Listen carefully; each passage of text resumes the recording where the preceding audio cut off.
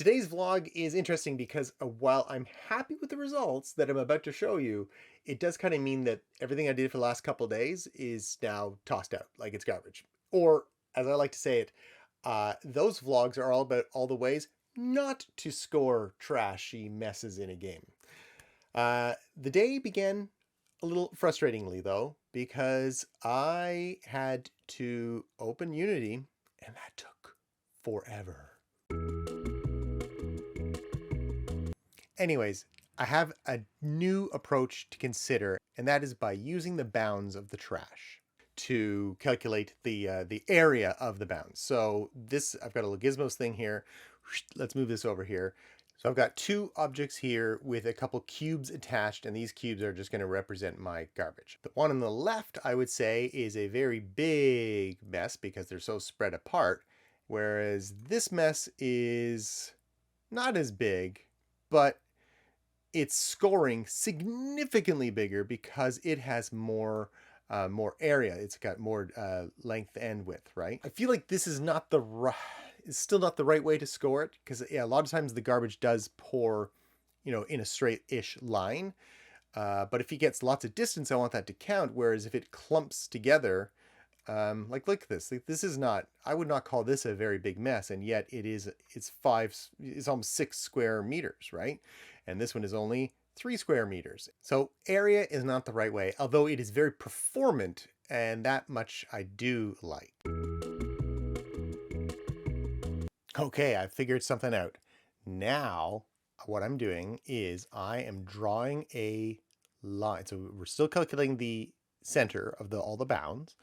But then what I'm doing is I'm setting that to 0, and then I'm adding up the distance between the bound center. So that's the center of all three things. And I put a little sphere there, a sphere collider. See, draw a sphere at the center. And then I add up the distance between the center to the item center. And I add all those up. And I also draw a line there just for fun. And that together gives us these floats right here, line length of 9 and line length of 4.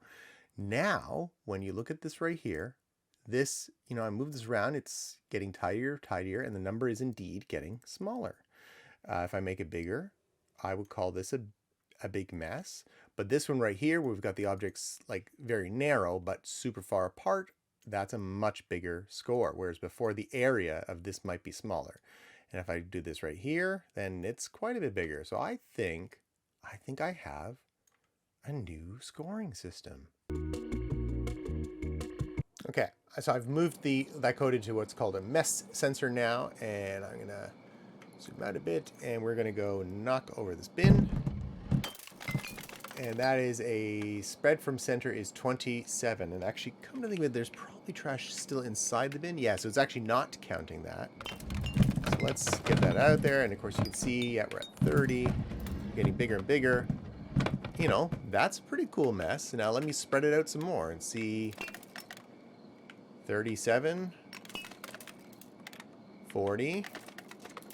Yeah, see, I'm making the mess bigger, and that number's getting bigger. I'm satisfied with that. Let's just play it again and just knock it over from different directions and see what happens. So if I go from this way, ooh, big mess. And yes, it's pretty spread out.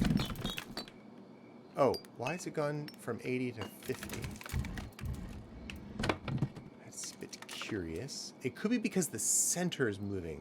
Maybe I should make the center like a static thing. Like maybe it's tied to the bin or something like that. Or tied from, I know, it should be based on where the bin started. Let's move that center to the bin where it started.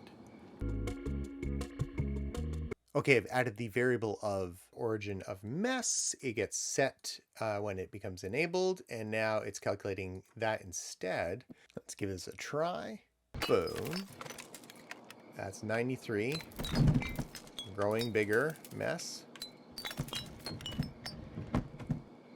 All right, and if I spread it out, yeah, that's 100. What else can we do here? Yeah. Yep, I'm digging it. It's not perfect, but I'm gonna declare this good enough. Let's try another spill. Similar number. Yeah, that's bigger. Yeah, that's a lot bigger. Okay. Let's try another mess.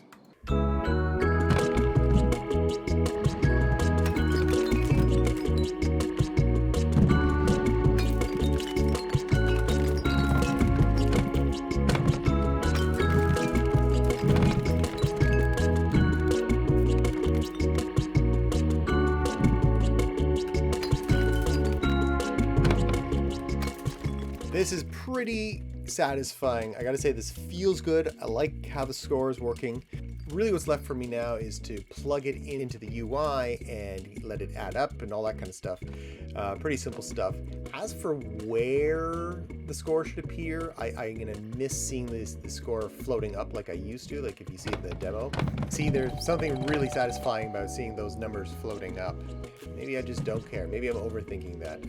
If you have some feedback on how I should represent the score in world space, I'd love to hear it.